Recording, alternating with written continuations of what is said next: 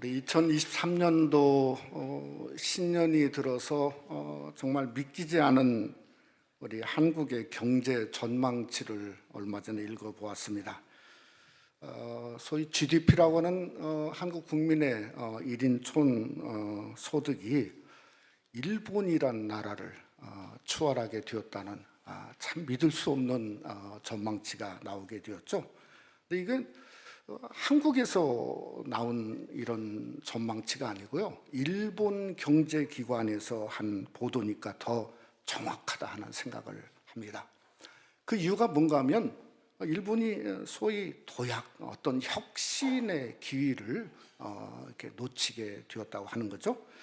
일본의 여러분 잘 아다시피 어떤 사회적인 구조가 수직적인 구조지 않습니까? 근데 디지털 시대는 이게 맞지 않는 거예요. 어떻게든 수평적인 사회 구조가 번영을 하게 되어지는데, 그 수직적인 구조에서 수평적인 구조로 전환하는데 실패를 했다는 거죠. 그게 지난 10년 동안 아무리 해보려고 해도 중간에 가서 멈추고 또 기업은 무너지고 하다 보니까 결국은 한국에게 따돌림을 당하는 결과를 낳게 되었다는 기사를 읽어보았습니다. 그러면서 거기에 설명을 붙인 경제학자가 이런 말을 했어요. 바른 경제는 4가지 단계가 있다는 거예요. 뭔가 하면 첫째는 성장이 있고 성취가 있고, 세 번째는 성숙이 있고, 네 번째는 소위 성격이라고 하는 품격이 이렇게 따른다고 하는 겁니다. 가만히 생각해 보니까 그게 우리 인간하고도 똑같은 것 같아요. 경제뿐만 아니라 우리 인간도 뭔가 성취를 위해서 살고 성공을 위해 살지 않습니까? 근데 그것이 전부가 아니죠. 성숙하지 못한 인간은 뭔가 지탄을 받게 되어지는 거죠. 그리고 나서 어떤 사람이라고 하는 품격, 어떤 인격이라고 하는 것이 정말 중요하다 하는 것을 우리가 사회생활이나 교회나 신앙생활을 통해서도 공감이 되어지는 부분이라고 하는 겁니다. 저는 야곱이 어떤 분일까 생각해 보면, 야곱은 이 4가지를 전부 다 가지고 있는 분이에요. 성공을 위해서 물불을 가리지 않았죠. 팥죽 한 그릇에 장자권을 가지려고 노력하고, 눈먼 아비를 속여서 축복을 받으려고 그러고, 성취를 생각해 봐도 나이를 얻기 위해서 무려 14년, 도합 14년을 종살이 한 그러한 그 성취의 인생의 중요한 부분을 썼다는 거죠. 성숙은 어떤가 생각해 보니까요, 야복강에 와가지고 하나님과 밤새도록 씨름하다가 누구도 보지 못하는 하나님의 얼굴을 맞대면한 소위 분이엘은, 이것은 성숙의 극치다. 저는 이렇게 생각할 수밖에 없는 거죠. 그러면 이 소위 말하는 격이라고 하는 어떤 품격은 어떤가? 여러분, 야곱을 보면요, 그저 젊은 날은 움켜쥐는 막 그냥 붙잡고 발목부터 시작하는 그걸로 시작했지만, 그의 말년은 완전히 격이 다릅니다. 축복하는 자, 베푸는 자예요. 창세기 47장에 보니까 바로를 만나면서 축복하고 나오면서 축복했어요. 또 48장은 뭔가, 자기의 손자 므낫세와 에브라임을 한 장에 걸쳐 축복했어요. 49장은 말할 것도 없죠. 12명의 그 아들을 지파가 되도록 그저 축복하고 인생을 마쳤으니, 그의 마지막 품격은 하나님이 축복의 하나님과 동격이 되어지는 엄청난 품격의 사람이 되었다고 하는 거죠. 근데 오늘 본문을 보니까 그 야곱의 시작이 좋은 게 아닙니다. 비통한 겁니다. 나이를 아내로 얻기 위해서 어떻게 됐죠? 7년을 종살이 했지만은 수일처럼 되었는데 결국은 시작부터 무너졌죠. 왜 그렇죠? 사기 결혼을 당했죠. 신부가 바뀌어진 겁니다. 나일이 아니라 레아가 된 겁니다. 근데 이 성경을 자세히 보니까 그것을 야곱만 모른 것 같아요. 아니 왜 다른 사람은 다 아는데 야곱만 몰랐냐면 26절에 라반이 이렇게 뭐라고 말하냐면 우리 지방에서는 언니보다 동생을 먼저 주는 법이 없다는 거예요. 아니 그게 법은 모든 사람이 다 알지 않습니까? 그러니까 모든 사람이 다 아는데 야곱만 모르는 거죠. 설상가상으로 소위 말한 나혜를 사랑이라는 사랑의 볼모로 7년을 더한 14년을 종살이했습니다. 이 나반이라고 하는 사람의 어떤 몽리, 악질적인 행위는 그것으로 끝난 게 아닙니다. 아니 종살이 끝나고 품삯을 정하는데 창세기 31장에 보니까 품삯을 몇 번이나 번역했다고요? 10번이나 바꿨어요. 10번이나. 그러면 가정은 어떤가? 여러분 30장에서부터 보면 4명의 아내가 등장하는데 완전히 이건 경쟁이에요. 출산 경쟁. 말할 수 없는 참 출산 경쟁에 돌입을 해서 4명의 아내로부터 무려 12명의 디나까지 12명을 각기 다른 그 엄마로부터 자식을 낳게 되어지는 경우입니다. 그 야곱의 가정을 생각해 보면 이건 뭐 실타래가 완전히 풀 수 없는 가정이에요. 그러니까 어떤 우리 가정도 그렇지 않습니까? 가정에 어렵고 문제가 생길 때 부부가 만나고 자녀들을 함께 모아놓고 뭔가 좀 잘해보자고 시작하다가 나중에는 막 화내고 싸우고 막 그러다가 끝나고 도저히 풀지도 못하는 경우들이 허다하지 않습니까? 결국은 누가 풀어야죠? 우리 하나님이 푸셔야죠. 여러분 그 야곱의 가정을 하나님이 풀으시니까요. 아니 12명의 그 아들들이 뭔가 12지파가 되었고 이스라엘의 12지파가 된 겁니다. 아니 그것뿐만 아니라 지파만 된 게 아니라 성경에 보니까 제사장이요 그 성전에 들어갈 때 이 예봇을 입습니다. 근데 예봇 중간에 흉패를 이렇게 가운데 이렇게 답니다. 근데 흉패가 12가지 보석입니다. 12개의 보석이에요. 근데 성경을 보니까 출애굽기 28장 29절에 보니까 이런 말이 있어요. 아론이 성소에 들어갈 때는 이스라엘 아들들의 이름을 기록한 이 판결 흉패를 가슴에 붙여 여호와 앞에 영원한 기념을 삼을 것이라. 그러니까 12보석이 누구 이름이라고요? 야곱의 아들들의 12명의 이름이고 하나님이 얼마나 그것을 자랑하고 기뻐했으면 영원한 기념으로 삼을 거라고 하는 것을 하나님이 말씀하고 있다는 거죠. 이건 야곱의 한 가정이 그러니까 하나님 앞에 보석이 된 거예요. 보석이. 저는 이것이 야곱의 격이라고 생각해요. 품격. 그래서 오늘은 가정의 도약입니다. 여러분 가정에 혹시 문제가 있고 어려움이 있으면 문제를 풀어야 되죠. 근데 푸는 것은 그건 품격이 아니라고 생각해요. 도약이 아니라고 생각해요. 도약은 뭔가 하면 어떤 모양이냐면 마치 그것이 12진주처럼 빛나고 아름답고 보석처럼 되는 것이 도약입니다. 그러니까 올 한 해 우리가 지금까지 어떤 인생을 살아왔던 간에 하나님 앞에서 야곱처럼 품격이 될 수 있어야 돼요. 보석이 될 수 있어야 돼요. 우리 가정도 여러분의 가정도 함께 성장하고 성취하고 성숙하고 품격이 되어서 하나님 보시기에 마치 12진조의 품격처럼 빛나는 귀한 역사가 오늘도 가정의 도약이란 제목으로 말씀을 상고하는 저와 여러분 우리 교인 속에 함께 하시기를 주님의 이름으로 축원합니다. 첫째로 책임 있는 가정이 되셔야 됩니다. 여러분 WHO라고 하는 세계보건기구를 잘 아시죠? 거기에 신년도에 들어와서 통계 자료를 하나 했는데요. 그러니까 작년 2022년도에 어떤 병이나 문제로 죽은 사람들, 왜냐하면 이 보건기구니까 그 숫자를 발표했는데요. 작년도에 코비드-19로 죽은 사람의 숫자가 1,300만 명이랍니다. 작년에. 그 전에도 그 정도 숫자겠지만, 근데 이것과는 비교도 안 될 정도로 7,300만 건에 달하는 사망 건수를 발표했어요. 1위예요, 1위. 1,300만은 비교도 안 돼요. 그게 뭐냐면요, 어보션이에요. 낙태. 수년째 최고 숫자라고 합니다. 사망 건수. 우리 인간은요, 그러게 선하지 않습니다. 우리 인간은 악해요.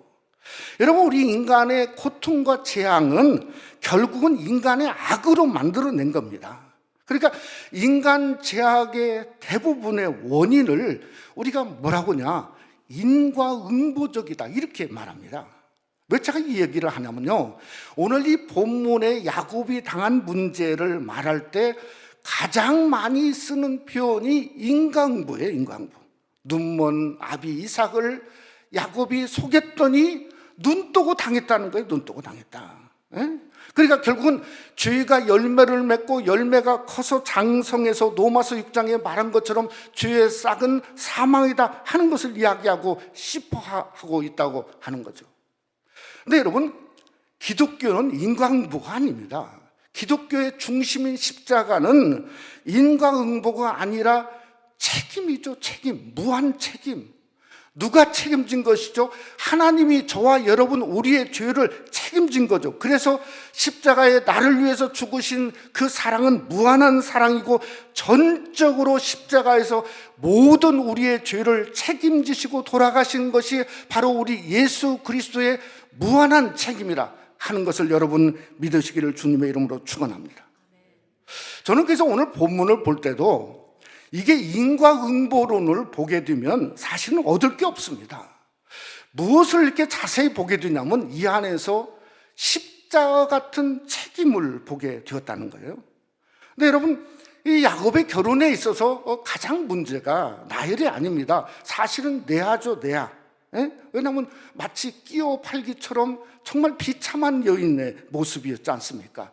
그뿐만 아니라 남편한테도 남편이 그저 7년도 종살이한 원인이 그거에 있지 않습니까? 그러니까 아니, 만나고 싸울 때마다 내가 당신 때문에 이렇게 되었고 당신 만나지 않았으면 내가 이러지 맨 이런 어떤 그런 상황에 타겟이 될 텐데, 아니, 야곱은 구박하거나 구타하거나 외면하지 않았다는 거예요. 여러분, 다윗을 한번 생각해 봅시다. 사무엘하 6장을 보면요, 무슨 사건이 나오죠? 왕이 되고자마자 뺀물이 3만 명을 동원해서 하나님의 언약궤를 다윗궁에 모셔옵니다. 나중에는 언약궤를 메고 오는 역사가 일어나죠. 그저 제사장이 6걸음 언약궤를 가면 6걸음 가다가 춤을 추고 베옷을 입고 춤을 춥니다. 자기 아내 미갈이 2층에서 그걸 보았습니다. 그리고 나서 그저 얘기를 하는 겁니다. 나중에 얘기한 거예요. 아니, 다윗에게 뭐라고 얘기하냐면, 아니, 왕이라는 사람이 체면이 있지. 도대체 아니 베옷을 입고 그렇게 채통 없이 그렇게 하면 되는 겁니까? 아니, 그런 얘기는 얼마든지 아내가 남편에게 하는 얘기지 않습니까? 그런데 그 한마디 때문에 성경은 다윗은 평생 잠자리를 미갈과 함께 하지 않은 치욕을 안겨준 겁니다. 근데 야곱은 7년이에요, 7년. 그런데도 그런 일이 없었어요. 여러분, 오히려 레아에게서는 아들 6명을 낳고 딸 디나까지 낳은 7을 낳았어요. 한마디로 자기의 책임을 이행한 거죠. 종살이도 마찬가지예요. 아니, 야곱처럼 그가 14년 종살이 20년 동안 하면서 책임을 이행한 사람은 없을 겁니다. 그러니까 우리의 가정은 그냥 될 수 있는 게 아니에요. 여러분, 가정의 가장 부모들이 책임과 희생이 사라지면 서로에게 탓만 하고 문제만 남고 내가 당신 때문에 잘 됐네, 못 됐네, 잘못 만났네, 그러다가 나중에는 어려운 인생에 분리되는 아픔을 갖지 않습니까? 여러분, 야곱의 가정이 하나님 앞에서 서게 된 이유는 야곱 한 사람의 희생과 책임이 있었다고 저는 생각이 들었습니다. 어떤 면에서 보면 야곱처럼 아내를 아낀 자가 없고 야곱처럼 자기 아들을 아낀 자가 없다는 거죠. 제가 오래전에 76살에 돌아가신 저희 아버님이 기억이 납니다. 저희 아버지는 평생 초등학교 선생이었습니다. 근데 선생님 것도 기억나지만은 저희 아버지는 농부셨어요. 농부. 조그마한 논이 하나 있었는데요. 그래서 이른 아침에 일찍 일어나가지고 비가 오는 날은 더 일찍 일어나서 어디에 나가면 논으로 나가세요. 논으로. 왜냐하면 일찍 가야 차로 1시간을 이제 학교까지 가려면 버스를 타야 되니까 일찍 가서 새벽에 나서 낫을 들고 가고 때로는 사골 들고 나가서 논으로 나가세요. 근데 왜 저 어린 날에 그게 제가 지금까지 기억이 나면 저희 아버지 그 이유가 하나였습니다. 뭐냐면요, 5남매를 주셨는데 5남매를 전부 대학교에 보내야 되겠다. 그 하나 일념. 그래서 아버지는 진짜 그 꿈을 이루셨어요. 아버지는 44년을 교사이셨는데요, 제 여동생이 하나 있는데 여동생이 작년에 교장이 되었어요. 그래서 저는 아버지보다도 잘했다. 말년을 생각해 보면 전부 5남매가 우리 아버지 아니 그랬던 것 같아요. 여러분, 야곱도 똑같습니다. 야곱이 노년에 12아들들이 이구동성으로 한 말이 뭔가 하면요, 우리 아버지예요. 우리 아버지. 이 애굽에서 요셉이 국무총리가 됐지 않습니까? 형들에게 물어본 첫 마디가 뭔가 하면 창세기 43장에 보면 너희가 말하던 그 노인이 안녕하시냐, 지금도 생존해 계시냐. 창세기 4장에 보면 넷째인 유다가 자기 막내인 베냐민이 그저 볼모로 잡혀가지고 이제는 애굽에 남게 되니까 요셉에게 간청을 하지 않습니까? 근데 간청하는 내용이 뭐냐면 아버지의 생명과 이 아이의 생명이 하나라는 거예요. 그러니까 나를 잠보로 잡지 이 아이는 그저 애굽으로 다시 가나안 땅으로 보내라고 말한 것을 보면 결국은 12아들은 똑같아요. 우리 아버지 야곱밖에 없다고는 생각을 똑같이 갖고 있다는 거예요. 사랑하는 성도 여러분, 우리가 잘 알듯이 교회나 가정은 그냥 이루어지지 않습니다. 도약은 그냥 이루어지지 않습니다. 책임입니다. 하나님의 교회도 책임입니다. 책임감 있게 섬기는 겁니다. 가정도 여러분의 책임과 희생으로 그저 얼렁뚱땅해서 된 가정은 하나도 없습니다. 항상 책임과 희생을 하나님이 원하고 있다는 겁니다. 여러분, 야곱이 마지막에 끝까지 가졌던 책임이 뭔가 하면 그 책임이 창세기 48장 2절에 나옵니다. 거기에 보면 어떤 사람이 야곱에게 말하되 내 아들 요셉이 내게 왔다 하매 이스라엘이 힘을 내어 침상에 앉았다. 저는 뭔가 하면 마지막 책임이 그저 죽기 바로 전입니다. 힘을 내어 침상에 앉은 거예요. 무엇 하려고? 축복하기 위해서. 근데 성경은 그 야곱이 힘을 내어 침상에 앉는 그 모습, 그 책임감에 감동했던 것 같아요. 성경이 감동했던 것 같아요. 그래서 야곱에게 격을 붙여서 품격을 뭐라고 붙였냐면 야곱의 이름을 말하지 않았어요. 분명히 보세요. 뭐죠? 이스라엘이 힘을 내어 침상에 앉아. 야곱이 아니에요. 이스라엘이 힘을 내어 침상에 앉았다는 겁니다. 그래서 성경이 격을 높여준 거예요. 사랑하는 성도 여러분, 2023년도 신년도가 시작되었는데 여러분 인생의 삶이 그냥 격은 결코 오지 않습니다. 여러분이 일어나는데 축복하기 위해서, 책임을 하기 위해서, 감당하기 위해서 오늘 주일에 오신 것처럼, 성수주일하기 위해서 오신 것처럼 똑같습니다. 집에나 성전에서나 뭔가 우리가 우리 삶 속에 야곱이 아니라 이스라엘로 품격 격상되는 은혜가 함께하기를 원합니다. 저는 여러분들이 이 거룩한 성전에 나와서 하나님 내 자녀를 축복해 주세요, 내가 어찌하든지 이 교회를 축복해 달라고 새벽을 깨우는 어떤 이스라엘이 되어지는 귀한 은혜가 여러분 속에 함께 하시기를 주님의 이름으로 축원합니다. 그럴 때 여러분이 마치 하나님이 야곱이 아니라 이스라엘로 격상시킨 것처럼 여러분의 인생도 격상되는 도약의 한 해가 되시기를 간절히 원합니다. 두 번째로, 가정의 세움은 은혜에 있습니다. 이 레아하고 라헬을 비교해 보면요, 한 남자 소위 야곱 때문에 자매 관계에서 뭘로 바꿔줬죠? 경쟁 관계로 이렇게 구도가 변해집니다. 성경에 보면 레아는 시력이 약하다, 안력이 부족하다, 이렇게 예전 성경에 표현했죠. 근데 이 히브리어로 이게 라크란 말입니다.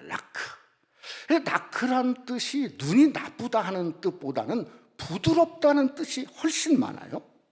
그래서 어떤 학자들은 이 아리안족들은 눈이 검지 않습니까? 검고 맑아요. 그리고 큽니다. 근데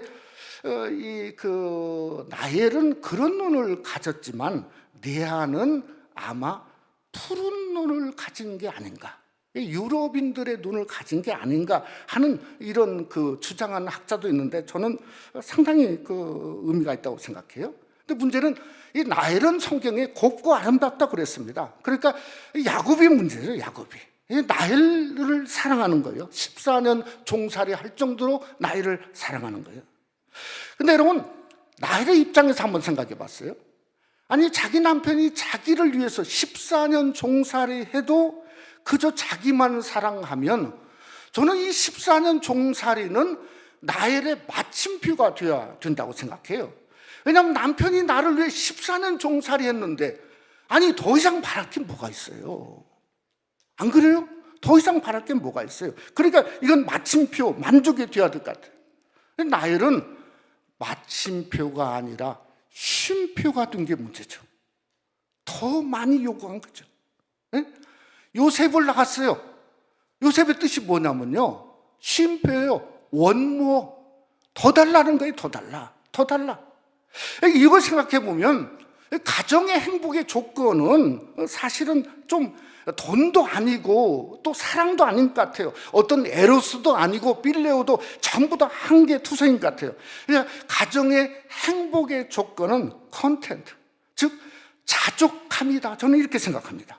여러분, 우리가 잘 아는 빌립보서 4장 11절 말씀에 보면 내가 궁핍함으로 말하는 것이 아니니라 어떠한 형편에 나는 자족하기를 배웠다. 저는 여기에 가장 참 이렇게 감동되어지는 표현이 뭔가 하면요, 사도 바울이 배웠단 말이에요. 헬라어로 만나노, 배웠다. 근데 이게 무슨 태냐면 능동태예요. 능동태. 배우려고 노력하는 거예요. 그냥 가만히 있어갖고 자족함을 갖는 게 아니라 자꾸 노력하는 거예요. 두 번째는 습관화적인 형태예요. 그러니까 내가 그냥 말하지 않아도 작은 것도 그냥 자족함을 갖기 위해서 습관화될 정도로 능동적으로 노력한 것이 사도 바울이 나는 자족하기로 배웠는데, 올해도 여러분이 그런 자족이 여러분 속에 삶의 중심이 되어지기를 주님의 이름으로 축원합니다. 이 라헬을 보면요, 행복의 조건 14년 종살이를 했는데도 그저 불행을 가졌어요. 마지막에 아들을 낳다가도 이름을 줬지 않습니까? 베논이라고 줬어요. 슬픔의 아들. 그러니까 이름을 바꿨지 않습니까? 야곱이 베냐민 오른손의 아들로 바꾼 거예요. 그러니까 마지막까지 불행한 거예요. 근데 레아는요, 어떤 불행의 조건을 가졌는데 행복하게 산 것 같아요. 제가 왜 행복이라는 말을 감히 표현을 하냐면요, 레아는요, 야곱에게 하나님을 생각하게 만든 아내예요. 뭐라고요? 레아는 야곱에게 하나님을 생각하게 만든 아내예요. 여러분, 레아가 원모 하나 더 달라, 뭐 달라, 요셉이라고 짓지 않았어요. 전부 그저 레아가 있는 아들 이름이 하나님 중심이에요. 르우벤, 여호와께서 나의 괴로움을 권고하셨다. 하나님 중심이에요. 하나님이 권고한 거예요. 시몬, 여호와 하나님이 들으셨다. 아니, 남편이 지금부터 나와 연합하리로다. 믿음이죠. 그러니까 결국은 이 믿음대로 남편 야곱이 죽어서 라헬을 택하지 않고 레아와 함께 묻혔습니다. 그러니까 믿음이 성공한 거죠. 유다, 이제는 여호와 하나님만 송축하고 찬송하겠다. 아니, 이름만 보아도 요셉이, 야곱이 하나님을 생각한다니까요. 하나님을. 여러분, 이게 가정의 은혜지 않습니까? 어쩌면 4명, 29장에 4명의 아들들이 서로 막 싸우고 막 난리를 쳤을 거예요. 돌아다니고 시끄럽게 하지만은, 그러나 쳐다보니 이쪽도 우네요, 저쪽도 우네요. 그러니까 큰아들을 보니까 뭔가 하나님이 나를 권고해 주는 여호와 하나님이 이렇게 세우는 은혜요. 그러니까 야곱이 일어난 거예요. 또 어려웠을 때 들으심이에요. 품삯을 10번이나 번역하는데 기도할 때마다 하나님이 들어주시는 은혜가 있는 거예요. 그것이 뭔가 시므온의 은혜예요. 하나님이 나와 연합하리로다, 함께 하나됨의 은혜요. 로마서 8장의 말씀처럼 성령과 더불어 사는 연합의 은혜예요. 여러분, 가장 큰 은혜는 뭔가 하면 유다의 은혜입니다. 하나님만 찬양하는 하늘의 문을 여는 통로의 은혜입니다. 그러니까 가정이라고 하는 건 그 은혜가 필요한 거죠. 그저 동서남북 바라봐도 하나님이 나를 권고해 주시는 은혜, 하나님이 나를 그의 기도를 들어주시는 은혜, 하나님이 나와 함께하는 은혜, 또 하나님만 찬양하는 은혜가 올 한 해도 여러분 속에 함께 하시기를 주님의 이름으로 축원합니다.